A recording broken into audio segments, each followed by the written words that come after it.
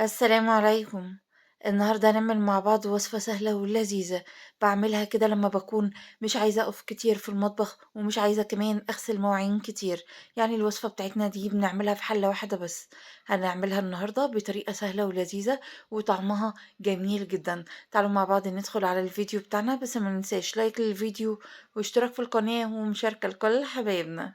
نسمي الله. انا معايا فرخة كاملة قطعتها معايا لأربع قطع، ومعايا عصير 3 حبات متوسطة من الطماطم، ومعايا 3 حبات من البصل، و2 فص من الثوم. في الوقت ده كده هاخد الخضار بتاعي وهبدأ كده ان انا اطحنه في الكبة. فاخدت كده كل حبة بصل قطعتها كده معايا لأربعة، ونزلت بيها كده في الكبة. ونزلت كمان في الوقت ده ب2 فص من الثوم. في الوقت ده كده غطيت الكبة بتاعتي، وبدأت كده إن أنا أطحن الخضار بتاعي كويس جدًا. طحنته كده كويس جدًا، وده هيكون شكله بعد ما طحنته، هيكون معايا بالشكل ده. في الوقت ده كده هاخد الخضار بتاعي وهابدأ إن أنا أنزل بيه في بولة. ونزلت كده بالخضار بتاعي في بولة وهابدأ إن أنا أتبله. هانزل ب2 معلقة صغيرة من الملح الأبيض، وهانزل كمان بمعلقة صغيرة ممسوحة من الفلفل الأسود، وهانزل كمان ب2 معلقة صغيرة من البهارات المشكلة اللي هي بهارات الفراخ. وفي الوقت ده نزلت بنص معلقة من الكزبرة الناشفة، وهانزل كمان بنص معلقة صغيرة من الكمون، وهانزل بآخر إضافة وهي نص معلقة من البابريكا، نص معلقة صغيرة. بإيديا كده هابدأ إن أنا أدعك الخضار كويس جدًا، اللي هو البصل والثوم مع البهارات اللي أنا حطيتها كويس جدًا، لحد كده ما البصلة كده تبدأ إن هي تجيب شوية كده من المَيّة الموجودة جواها. في الوقت ده كده بدأت إن أنا أتبل قطع الفراخ بتاعتي من برّه ومن جوّه زي ما حضرتِك كده شايفة معايا. وفي الوقت ده كده باتبّل قطعة، قطعة، ولو في كمان مكان تحت الجلد نبدأ إن إحنا نتبّله برضه. وممكن تقدري تعملي الفراخ زي ما أنا عملتها كده النهارده، أو تشيلي الجلد بتاعها زي ما تحبّي. في الوقت ده كده وبعد ما خلّصت كده تتبيلة الفراخ بتاعتي، هابدأ كده إن أنا أشيلها كده أحطها معايا في طبق، وباقي التتبيلة الموجودة معايا دي مش هاستغنى عنه ولا هارميه، هاحطه برضه معايا في طبق، وده يكون شكله.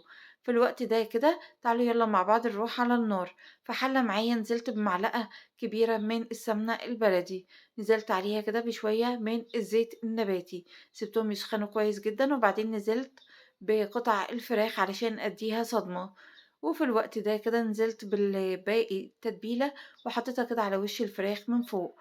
وفي الوقت ده كده هاغطي الحلة بتاعتي وهاسيبها كده معايا تاخد صدمة. ما شاء الله الريحة في الوقت ده اللهم بارك. أول كده ما أخدت اللون الأصفر الخفيف ده بدأت إن أنا أقلّبها على الجهة التانية.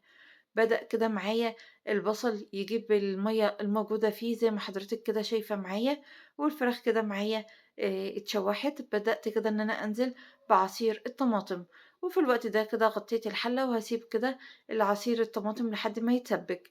نزلت بعود من القرفة و2 فص من الحبهان، ولو عندِك ورق لورا تقدري إن أنتِ تنزلي بورقتين. في الوقت ده كده وبعد ما الطماطم معايا اتسبِّكت، يعني عملت طبقة كده من الدهون فوق الطماطم، بدأت إن أنا أنزل بالمَيّة المغلية. نزلت بالمَيّة المغلية وبدأت إن أنا أغطّي الحلة، وده هيكون شكلها معايا. الفراخ معايا بتستوي، أخدت معايا حوالي 4 ل5 دقايق، كانت معايا زي الفل.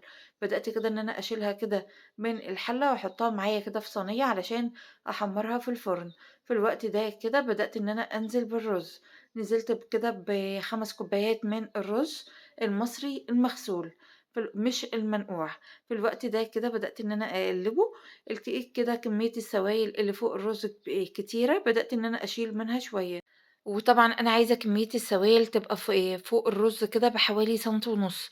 وطبعًا الرز اللي أنا استخدمته هو الرز المصري، بس الرز المصري له أنواع، في حبّة رفيّعة فدي بتشرب مَيّة شوية عن الحبّة العريضة. ونزلت كده بالملح الأبيض. وفي الوقت ده كده بدأ إن الرز معايا يغلي، غطّيته، وفي نُص الغليان كده بدأت إن أنا أدّي له تقليبة، أدّي له كده تقليبة. وفي الوقت ده كده وبعد ما قلّبته هابدأ إن أنا أغطّي عليه وأسيبه معايا على نار عالية. وفي الوقت ده كده وبعد دقيقة ونُص تقريبًا بدأت إن أنا أفتحها تاني وبدأت إن أنا أدّي له تقليبة.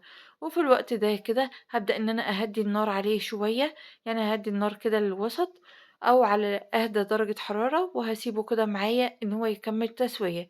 وتعالوا مع بعض كده عَبَل ما الرز معايا يستوي، تعالوا مع بعض نحضّر صوص التغطية.